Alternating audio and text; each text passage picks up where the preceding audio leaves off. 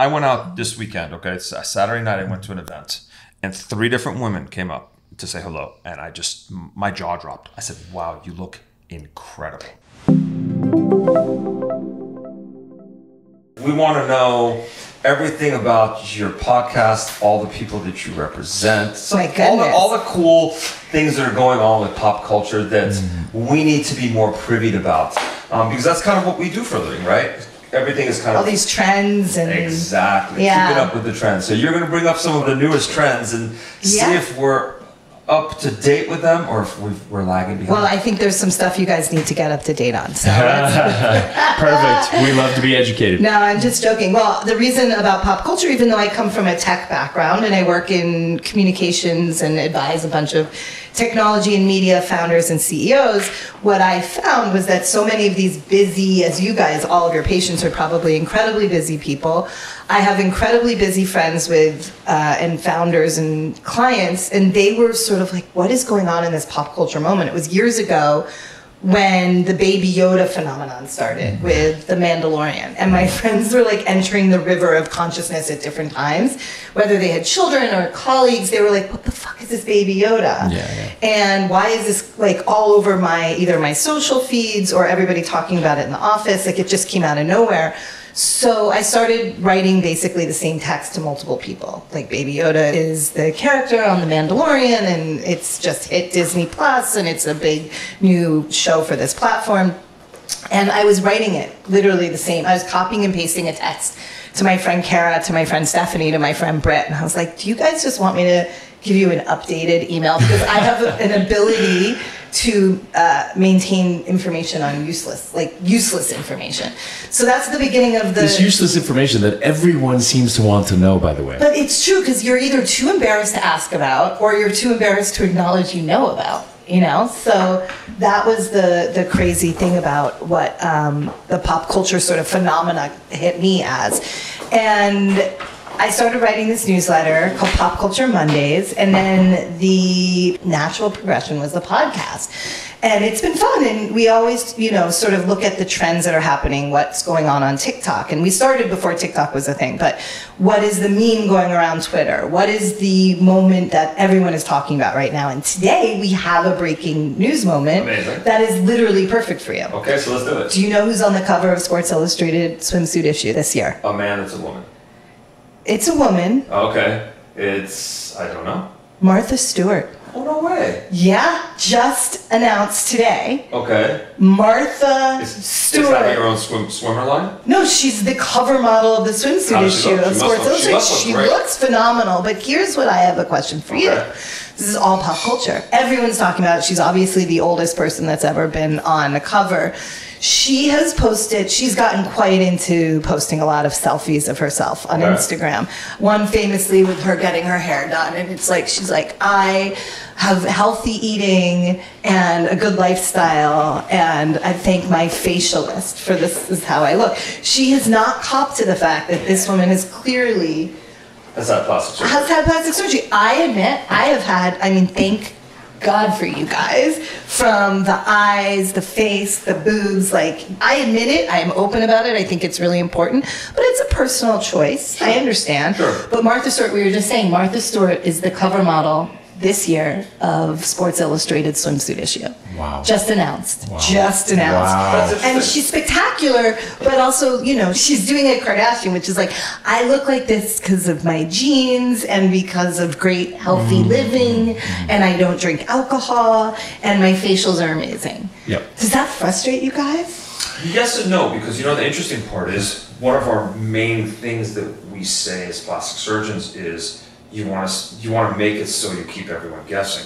You want to make it so no one can tell you've had surgery. So if we do our job properly, right, no one should be able to tell that you've had anything done. Yes, but at the same time, we love people that own up to it and say, hey, Dr. Lakey did my nose, look how good it looks. Because it just makes Dr. Lakey hasn't done on my face.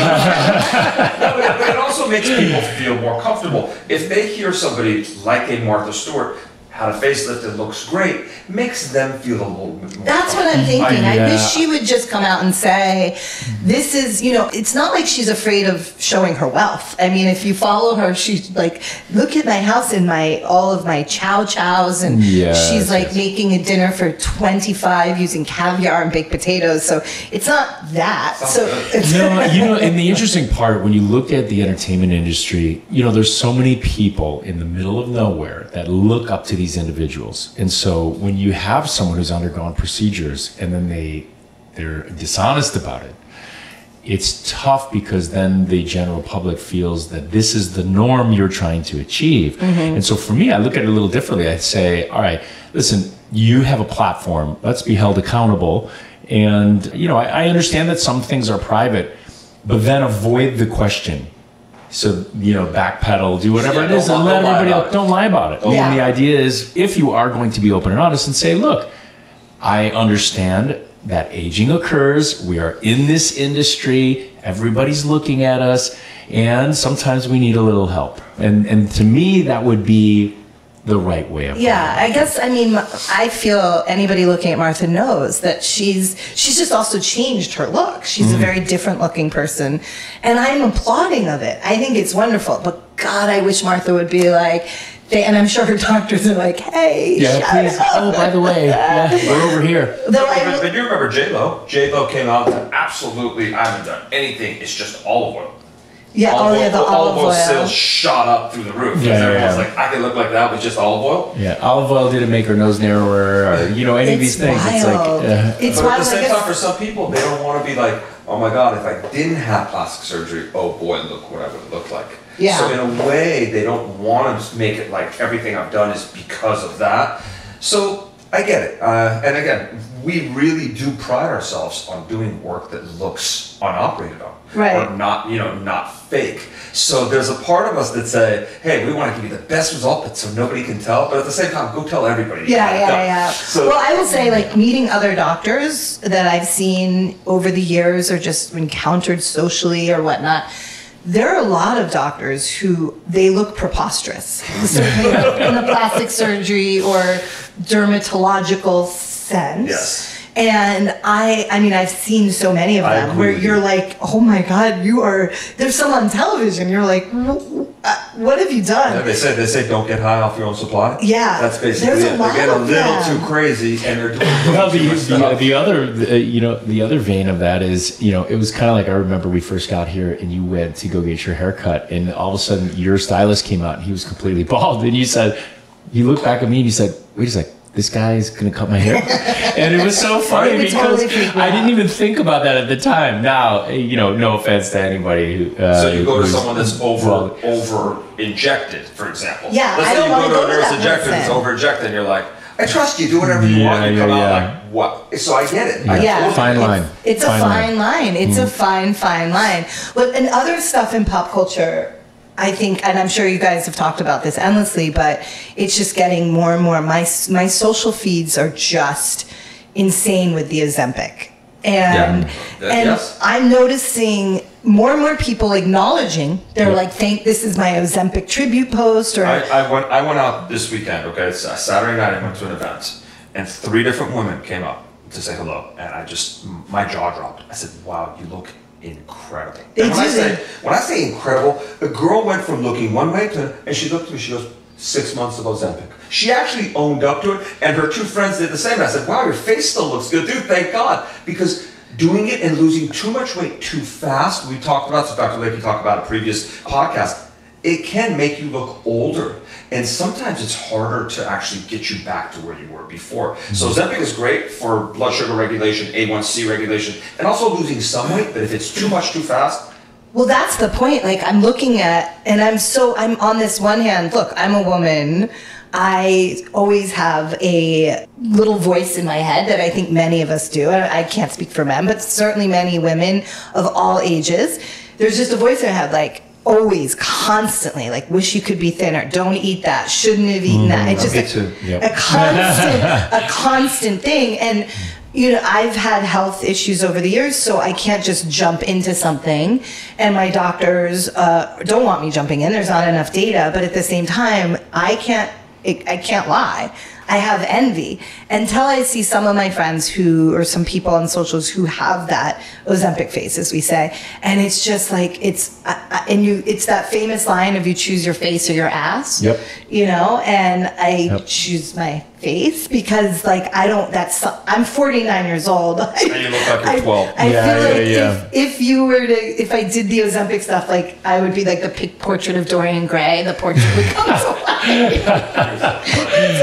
But I can't lie. Like, and now that I cover pop culture and you're just watching, and there's some celebrities who like, you just don't lose that much weight out of the blue when you say you've exercised and dieted your whole life, and then all of a sudden it just all starts to work. Imagine for us seeing patients, we did a mommy makeover on a lady, COVID comes and goes, you don't see them, a couple of years goes by, she showed up the other day and I said, wow, we are magicians. I really thought, wow, Lady and I did something that I've never seen we before. worked some magic, we worked some magic. She looked really good. I had before and afters of her. She goes, no, I've been taking Ozempic for another 6 months. I was like, wow, maybe we should add Ozempic to our surgery. Well, please. I mean, is there another way instead of me taking a drug that I can just, I don't know. There's something remarkable about what's happening. The world is shrinking, and I feel like I'm on a baseball team where all of my players are on steroids, and I'm not. Like, it's a very good way to put it. Yeah, so apparently one of the trainers of the gym, he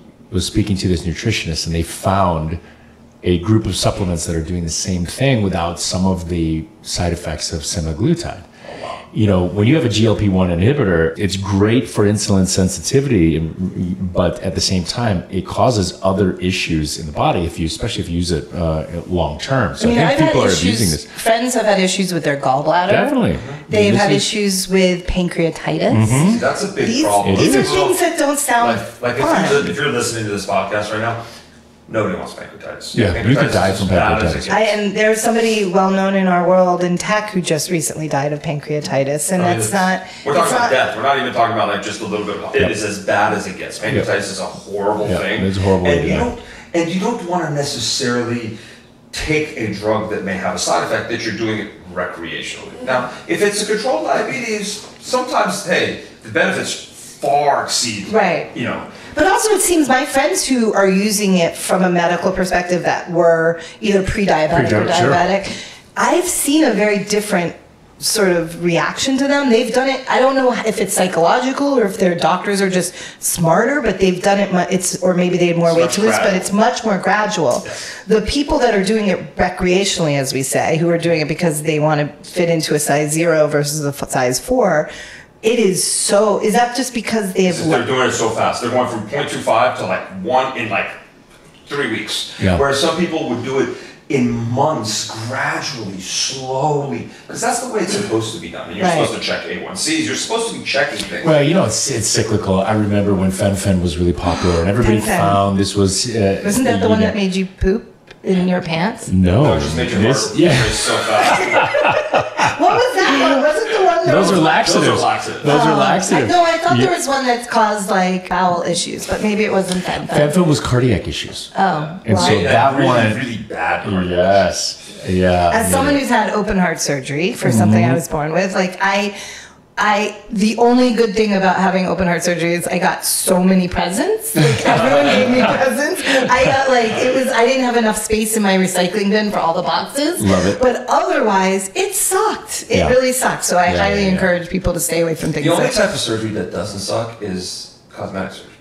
Because it's true. No, it is true. I mean, listen, I'm not gonna lie. It's not like you bounce right back up, but you know that you've done, you're gonna be better after, and it's so exciting to see the change. I mean, I always wanted a breast reduction, and I would watch, again, I'm in pop culture. I would watch people who have just consumed with women with the perfect boobs, and I did not. I always had wanted breast reduction, but because of my heart issue, I wasn't allowed elective surgery.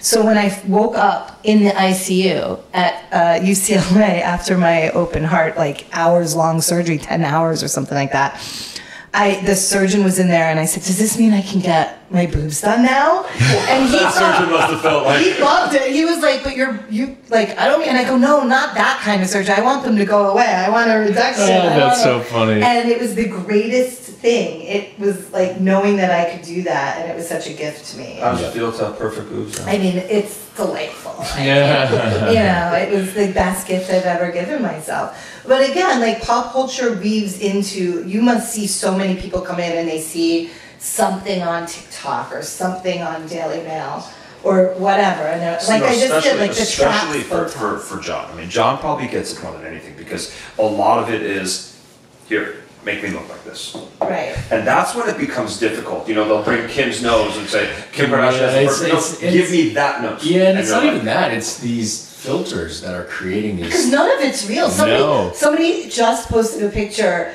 of herself, and she didn't realize that in my world that there were two pictures, and one was her real photo, and then the other she had face-tuned it. Yeah. And I was like, first, does she know that she looks like that's not who she is, but the pictures are obvious? And she looked just like one of the Kardashians, and you see it's just all face-tuned. Yeah, I can't tell you how many influencers come to the office, and I know I've seen the name of the influencer, but that person doesn't really look like. They did not. It's not the person that came in. Exactly. So I'm thinking, all right, because everything's filtered.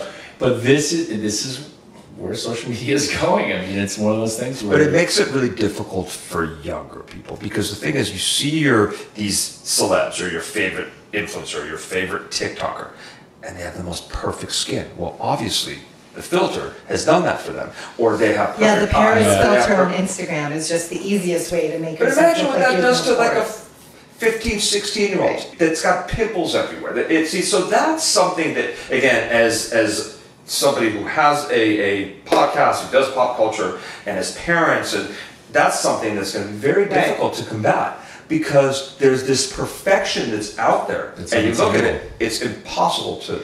Well, this is why I know there's a lot of reasons to be fearful of TikTok from a Chinese perspective, from a spying perspective, from manipulation perspective. But one of the benefits I see is that TikTok is really adverse to filters. They have these filters, but it shows that you're using them, and you're and the audience. And if you do a filter offline and then film it, get it on TikTok, people call you out on it. And it's also it's a really great community. Like a lot of people with skin issues will show their. There was a trend going around with people who were on that topical steroid cream for bad skin or eczema stuff, and then they got off of it, and their faces are peeling off, and they're going through the process, but they're sharing it with others. And that gave a community of people who were suffering from eczema and other issues. Sure. So we would take something positive out of something that's shown to be so negative, right? Exactly. So I mean, I'm not saying it's perfect at all, but the positive, whereas Instagram feels so much more about this sort of false narrative. TikTok is much more, I mean, and when falseness comes in, people sort of shoot it down, at least in the algorithm that I'm fed. But another thing I always wondered is that there are these celebrities who seemingly don't see the craziness that they are creating themselves. They're not aware of how crazy they look. Do they not have I'll just give you an example. Madonna, who tried to say that she didn't have surgery or didn't have anything, but you can't deny it. Does she not have people, is that where the doctors or the people around her I think what happens with people like her, she's not an influencer. She's a mega celebrity. And I think when it comes to her, you know a lot more celebrities than I do. You know them personally. Sometimes it's very difficult to tell a Madonna that you've gone overboard. Because she's not going to listen to anybody. Even the biggest expert and the biggest doctors, and they just, she wants it the way she wants it. And a lot of celebrities are like that. And that's the problem. And unless you have a great advocate or a great friend or an agent or somebody that's there to, hey, you're going overboard. Yeah. And do they just see a different reflection in the mirror? It's a dysmorphia. It's a dysmorphia. I think, usually I think what happens, and this is pervasive even in the regular, population as well, is that if they see a benefit from a little, they assume that a lot is going to make it better. They just want more. And that's where, and there's always an injector out there, always someone who's going to do it. And the motivation is different for everyone. Right thing or not. And the motivation is also different. As somebody like a Madonna that gets much older, who wants to still stay as a pop icon, and wants to date somebody who's maybe 30 years younger. There's a lot of different variables that go in there, and you want to keep up with them. And unfortunately, the person who's treating them, I think, is at fault personally. Yep. Yeah, and what I love about you guys and what I tell everyone is that you come in and you say no. Yep. Like I said, what about this? And you're like, no, everything is like this is we're good. And I don't know if there's enough of that going around in your. I'll take a line from him. He says it all the time. He said it's really easy to ruin something that's really good or perfect. It's really easy to mess up perfect. Because if something looks really good, the more you mess with it, whatever it is, whether it's a piece of art, whether it's a paper that you're writing, or if it's someone's face, right? If you've got something good, don't keep messing with it. Let it age gracefully. But you guys push back on your clients, and I think that's so refreshing and not something you see all the time. And why you see so much craziness unfold on Instagram. When you're just like, that doctor looks like a freak out because they're not refraining from themselves, so they're not gonna. So you're saying we're okay still? You guys are amazing. So you would think that as good looking as you are, you would also be sort of not as kind and smart.